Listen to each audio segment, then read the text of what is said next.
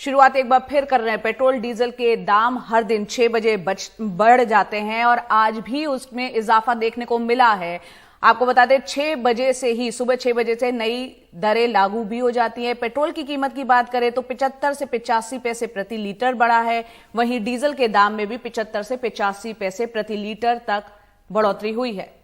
यानी कि आम आदमी को कहीं से भी राहत मिलती हुई नजर नहीं आ रही है। लगातार पेट्रोल और डीजल की कीमतें जो हैं वो बढ़ती जा रही है। 9 दिनों में 8वीं बार ये बढ़ोतरी हुई है। सिर्फ 24 मार्च को तारीख थी जिस दिन दाम नहीं बढ़े थे। लगातार दाम बढ़ते जा रहे हैं। अगर दिल्ली में हम पेट्रोल की बात करें तो वो 100 रुपए के पार हो चुका है। 101 रुपए प्रति लीटर के आसपास चल रहा है। पिछले 9 दिनों में ये 8वीं बढ़ोतरी है। और डीजल की अगर बात करें तो 5.5 रुपए से ज्यादा डीजल महंगा हुआ है इतने दिनों में। और मुंबई की अगर बात करें तो यहां पर 115 रुपए 88 पैसे डीजल पहुंच चुका है, पेट्रोल पहुंच चुका है। और डीजल की अगर बात करें तो 100 रुपए 10 पैसे प्रति लीटर डीजल यहां पर पहुंच चुका है। और कोलकाता में पेट्रोल 110 रुपए से ऊपर है, डीजल यहां पर 95 रुपए से ऊपर है। तो जया, कहीं भी ऐसा अब जगह नहीं बची है जहां पर पेट्रोल और डीजल की कीमतें जो हैं वो लोगों को की जेब पर बहुत भारी ना पड़ रही हो। और अदिति, सिर्फ पेट्रोल और डीजल की बात नहीं है। हाल ही में हमने देखा किस तरह से ईपीएफ जो है उस पर भी ब्याज दरों को कम कर दिया गया। दूध के दाम बढ़ गए, रसोई गैस के दाम बढ़ गए, एलपीजी सिलेंडर के अलावा जो पीएनजी है उसके दाम बढ़ गए।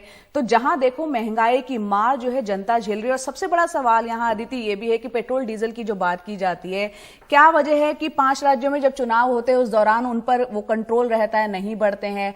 पेट्रोल और डीजल की जो दाम बढ़ रहे हैं, अगर 100 रुपए पेट्रोल हो रहा है प्रति लीटर तो उसमें से 52 रुपए है सरकार को टैक्स के तौर पर जाते हैं। तो क्यों नहीं सरकारें उन टैक्स को कम कर देती आम इंसान को राहत देने के लिए? ये भी एक बहुत बड़ा सवाल है। बिल्कुल, बहुत कुछ जया किया जा सकता है कम करने के लिए अगर सरकार चाहे तो। जब आपने चुनाव के वक्त उस पर नियंत्रण रखा हुआ था या एक तरह से वो दाम नहीं बढ़ रहे थे तो वो भी कहीं ना कहीं एक वजह था। उस तरह से मैनेज की जा सकती हैं चीजें। लेकिन वो पता ही था, ये अंदेशा लगाया ही जा रहा था कि जैसे ही चुनाव खत्म होंगे उसके बाद लोगों को ये जो राहत मिली हुई है दामों के नहीं बढ़ने से वो फौरन बढ़ने लग जाएंगे। और कुछ ही दिनों के इंतजार के बाद कहा जा सकता है कि एक बार फिर से ये जो बढ़ोतरी है ये देखने को मिली। और अलग अलग शहरों की कीमतें आप देख रहे हैं बढ़े हुए हैं। हिमांशु शेखर मिश्रा हमारे साथ जुड़ गए हैं। हिमांशु, अब तो मजाक में ये भी कहा जाने लगा है कि इससे अच्छा चुनाव ही आ जाए किसी राज्य में, कम से कम तब तक तो पेट्रोल की कीमतें और डीजल की कीमतें जो है वो काबू में रहेंगी। क्या कहीं कोई सरकार की रणनीति में या सरकार की कहीं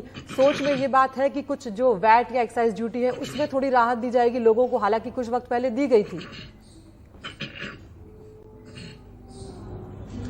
निश्चित तौर पर अदिति, देखिए महत्वपूर्ण सवाल है। पिछली बार जब सरकार ने हस्तक्षेप किया था, मैं आंकड़े देख रहा था, उस दिन दिल्ली में जो पेट्रोल की कीमत थी वो 110 रुपए 4 पैसे थी 3 नवंबर को। और आपको याद होगा कि पूरे देश में एक्साइज ड्यूटी जो है पेट्रोल और डीजल पर घटाया गया था। और वो एक सीलिंग है। देखिए, इनफॉर्मली नीति के तौर पे कोई सीलिंग नहीं है किस स्तर पे सरकार को हस्तक्षेप करना होगा जब अगर पेट्रोल और डीजल की कीमतें जो हैं अप्रत्याशित स्तर पर पहुंचती हैं। लेकिन एक हमारे पास एक प्रेसिडेंट है जिसको नवंबर के पहले हफ्ते में आप कह सकते हैं कि जब 110 रुपए प्रति लीटर से ज्यादा महंगा हो गया पेट्रोल तो भारत सरकार ने हस्तक्षेप किया। लेकिन वो सवाल भी महत्वपूर्ण है जो आप कह रहे हैं कि उस वक्त चुनाव अभियान शुरू हो रहा था। 5 विधानसभा के चुनाव जो हैं उनके लिए चुनावी अभियान शुरू हो रहा था और उसी वक्त सरकार ने वो फैसला किया और 137 दिन तक कीमतों को फ्रीज किया गया। अब जब यूक्रेन युद्ध के बाद एक बार फिर से दबाव बढ़ना शुरू हुआ है तो ऐसा लग रहा है कि अब फिर से जो डेली प्राइस रिवीजन मैकेनिज्म है उसको बहाल कर दिया गया है। और इसमें मुश्किल ये है कि यूक्रेन युद्ध को लेकर अनिश्चितता बढ़ती जा रही है। और आज भी मैं क्रूड ऑयल के प्राइस देख रहा था, वो $109 के ऊपर पहुंच चुके हैं ट्रेडिंग के दौरान।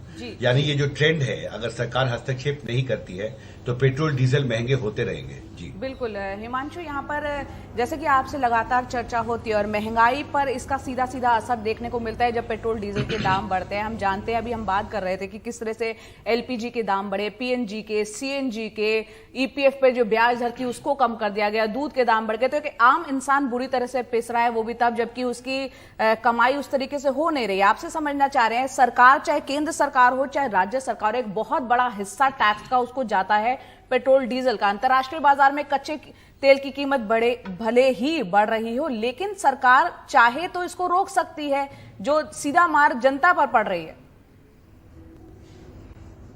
निश्चित तौर पर आप देखिए, अगर 5-5.5 रुपए से ज्यादा की बढ़ोतरी डीजल की कीमतों में हुई है पिछले 9 दिनों में, तो इसका सीधा असर महंगाई दर पर पड़ेगा। और हमने देखा है कि ट्रांसपोर्टर्स जो हैं, अलग अलग ट्रांसपोर्टर्स इस बात के संकेत देने लगे हैं कि उन पर भी दबाव बढ़ता जा रहा है कि वो फ्रेट चार्जेस बढ़ाएं, और इसलिए आप देखिए इसका सीधा असर महंगाई दर पर पड़ना बिल्कुल तय है। आईएमएफ की जो मैनेजिंग डायरेक्टर हैं, उन्होंने भी आगाह किया है कि क्योंकि भारत अपने एनर्जी सोर्सेज का एक बड़ा हिस्सा आयात करता है, और इसलिए क्योंकि अंतर्राष्ट्रीय बाजार में तेल और दूसरी कमोडिटीज महंगी हो रही हैं, तो इसका भारत में इन्फ्लेशन पर बहुत बुरा असर पड़ेगा। ये चेतावनी आईएमएफ की तरफ से दी गई है। सरकार फिलहाल कब हस्तक्षेप करेगी, एक महत्वपूर्ण सवाल है। लेकिन जहां तक कमाई का जिक्र आपने किया, मैं देख रहा था जो इंडियन ऑयल ने जो लेटेस्ट डॉक्यूमेंट अभी शेयर किए हैं, उसमें यह कहा गया है कि दिल्ली में प्रति लीटर पेट्रोल जो है उस पर एक्साइज ड्यूटी, यानी जो एक्साइज ड्यूटी जो भारत सरकार लगाती है, वो 27 रुपए 90 पैसे है प्रति लीटर पेट्रोल पर, और जो वैट है जो दिल्ली सरकार के हिस्से में जाता है वो 15 रुपए 50 पैसे था 16 मार्च को, यानी 43 रुपए 40 पैसे प्रति लीटर पेट्रोल पर जो कीमत है, यानी 45% से कुछ ज्यादा हिस्सा टैक्स और ड्यूटी का है। तो निश्चित तौर पर अगर सरकारें ये फैसला करती हैं, केंद्र सरकार और राज्य सरकार मिलकर, कि वो इस संकट के दौर में, क्योंकि यूक्रेन युद्ध चल रहा है, बिल्कुल हिमांशु, और अगर सरकारें जिस तरह से आप कह रहे हैं कि जितना वैट और एक्साइज ड्यूटी है, अगर सरकारें चाहें तो कहीं ना कहीं राहत दे सकती है, लेकिन क्या सरकार ये चाहेंगी? राज्य सरकारें अपने स्तर पर, केंद्र सरकार अपने स्तर पर, ये एक बहुत बड़ा सवाल है। बहुत शुक्रिया हिमांशु इस तमाम जानकारी के लिए।